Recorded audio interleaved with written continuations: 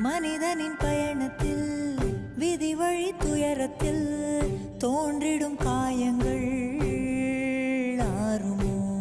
அன்பையும் பண்பையும் அறிந்திடும் ஒரு மனம் வெறுப்பிலும் சினத்திலும் வாழுமோ? வெளிச்சத்தை தரும் என்ற ஏற்றிய தீபம் ஊர் முழுவதையும் எரித்து விட்டு தீயாயானதேனோ?